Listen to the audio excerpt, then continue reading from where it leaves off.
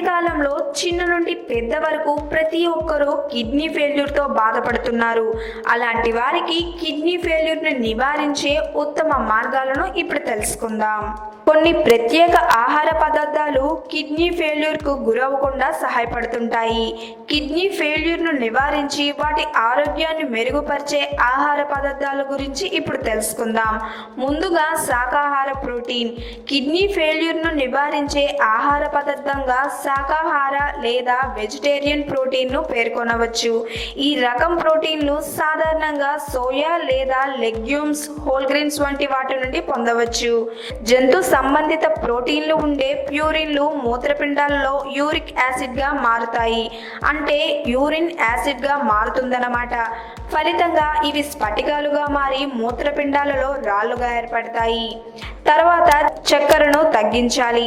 చక్కెర స్థాయిలు తక్కువగా ఉండే ఆహారం తింటే కిడ్నీకి చాలా మంచిది. ఎందుకంటే చక్కెర ఎక్కువగా గల ఆహార పదార్థాలను తినటం వల్ల రక్తంలో చక్కెర స్థాయిలు అధికమవుతాయి.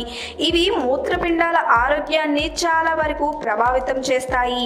కావున చక్కెర అధికంగా గల ఆహారాలకు దూరంగా ఉండడం చాలా మంచిది. పొటాషియం తక్కువగా ఉండే ఆహారాలను తినాలి. పొటాషియం స్థాయిలు శరీరానికి తక్కువగా అందాలంటే పండ్లు మరియు కూరగాయలను ఎక్కువగా తినాలి. పొటాషియం స్థాయిలను తక్కువగా తీసుకోవడం వలన కిడ్నీ ఫెయిల్యూర్కు గురయ్యే అవకాశం 20% వరకు తగ్గుతుంది. ఫాస్ఫరస్ తక్కువ గల ఆహారాలు. ఫాస్ఫరస్ అధికంగా గల ఆహార పదార్థాలను తక్కువగా తినాలి. ఎందుకంటే వీటిలో ఉండే ఫాస్ఫరస్ కాల్షియం తగ్గించడం వలన శరీరంలో లవణాల సమతుల్యాల్లో సమస్యలు ఏర్పడవచ్చు. కావున తక్కువ ఫాస్ఫరస్ గల ఆహార పదార్థాలను తక్కువగా తినటం వల్ల కాల్షియం శరీరంలో ఎక్కువగా గ్రహించబడుతుంది. కాటేజ్ చీజ్, పెరుగు, పాలు, సోయా చీజ్, సోయా యోగర్ట్ మరియు హాట్ చీజ్ వంటి వాటిలో ఫాస్ఫరస్ తక్కువగా ఉంటుంది.